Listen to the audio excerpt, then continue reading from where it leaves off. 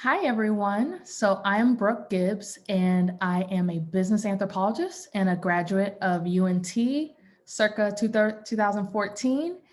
And I'm also currently the co-founder of Artifact. And Artifact is a market research, innovation, and strategy consultancy. And what I wanted to do for you guys today was talk about the practical applications of anthropology. So when I've done a poster day in the past and then in a panel, one of the things I've noticed is that a lot of students are looking for really practical advice. So practical advice meaning what type of jobs can I get? Really, what should I put in the search engine? How can different companies and roles benefit from an anthropologist? And so since I have been a practicing anthropologist for almost 7 years now, and then before that, I was kind of using anthropological thinking in my in what I did. I said, I want this poster to be really practical, but a good resource and tool for you guys as we move forward and as you guys, take this with you as you go into all your future endeavors. So there are 4 key ways that I highlight anthropology and its use in the real world. I try to be inclusive, but this is not by any stretch of the imagination exhaustive. And so this should be a good starting point, maybe even a good middle point. But then, it'll be a good tool for you to kind of go from there. So the first place that anthropology shows up and it makes sense that I start here because this is really where my background is market research. And so the benefit of anthropology within market research is to help you be a better researcher and to do better research. And so what does that actually mean? Why does it matter? I think the way that anthropologists show up well within market research is better identifying patterns in observed behavior. So a lot of market research is around, I'm going to do this qualitative interview or I'm going to do this quantitative survey, right? But there's not as much observation involved, and we know the importance of observation. And so being able to observe and identify patterns and behaviors is a way that anthropology shows up and matters. Also reframing from the edict point of view to the emic point of view. So really getting in there, not just being an outsider, but being part of the research and who you're observing and what you're looking at. And then the third thing is ascribing meaning to the data. And this is one of my favorite ones because believe it or not, a lot of market researchers will tell you what happened and maybe even why, but they haven't learned enough about the participant or whoever they're talking to really say, what meaning does this thing that we learned have in this person's life? And that's what I love about anthropology, is really it gets all the way down to the meaning of something from the point of view of whoever we're talking to. And that is the benefit. And so then the third thing, so you can kind of see here, this is where I'm at here.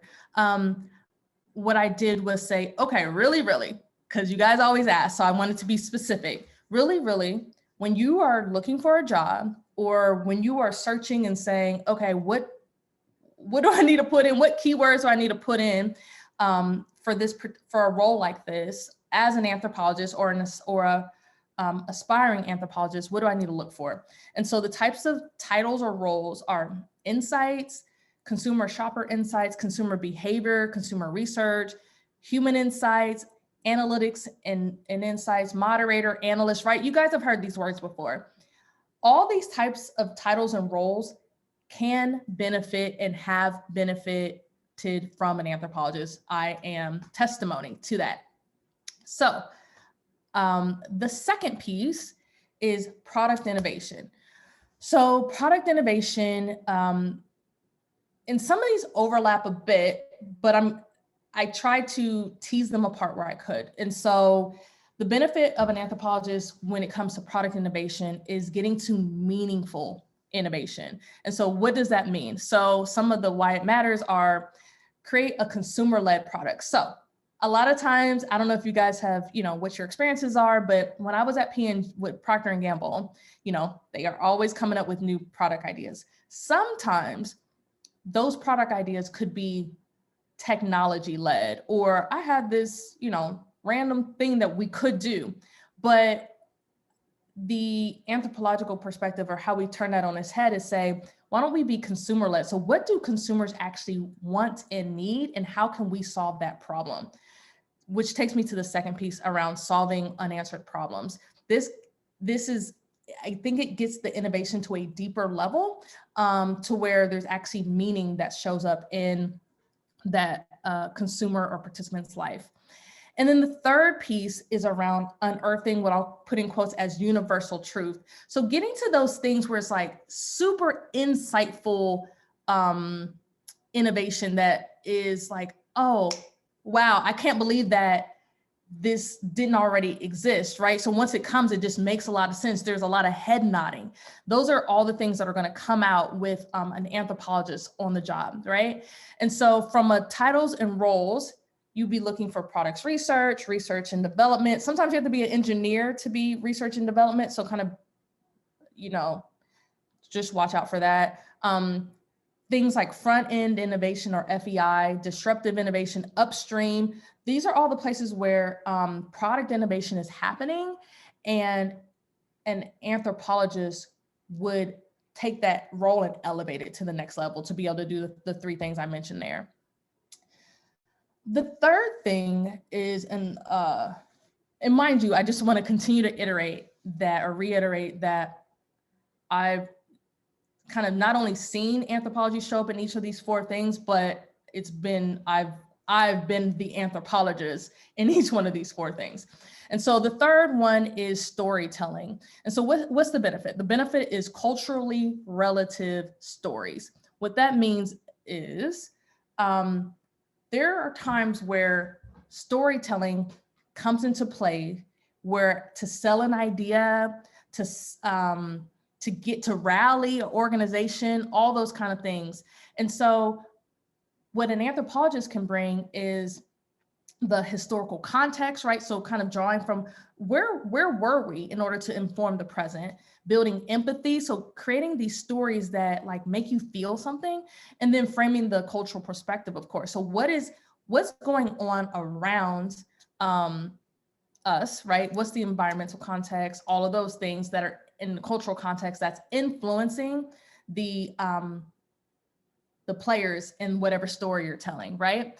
And so what kind of jobs and what kind of roles? Well, believe it or not, I know a few anthropologists who are in the archives, building of like a big company, right? And so like at P&G, there were a couple of anthropologists in their archives. You could use it as part of design thinking, brand building. So whether that's like a marketer on the corporate side, or you're an agency person, there's corporate storytellers, by the way, believe it or not. So people who are tasked with telling a story in a way that drives change.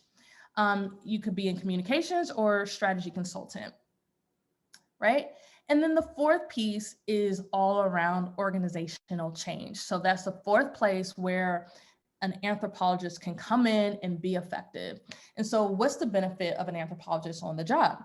It is all about substantive change. What that means is getting to, if organizations are trying to change all the time, but how can an anthropologist can help make that change meaningful, help it be lasting, as long as it's supposed to last, right?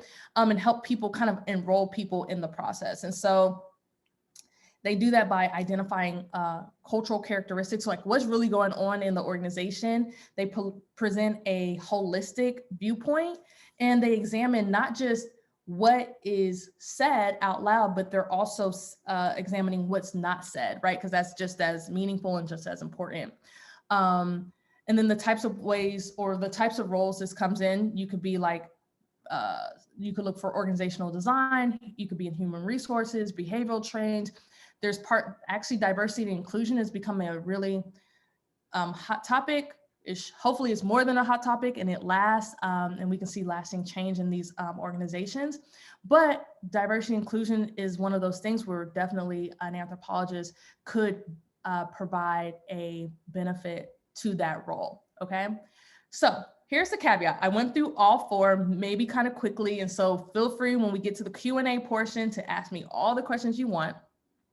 I do want to say that, and I will repeat this later, I do want to say that this is almost a progression, if you will, meaning, so straight out of undergrad or straight out of grad school, you can probably get a job in market research,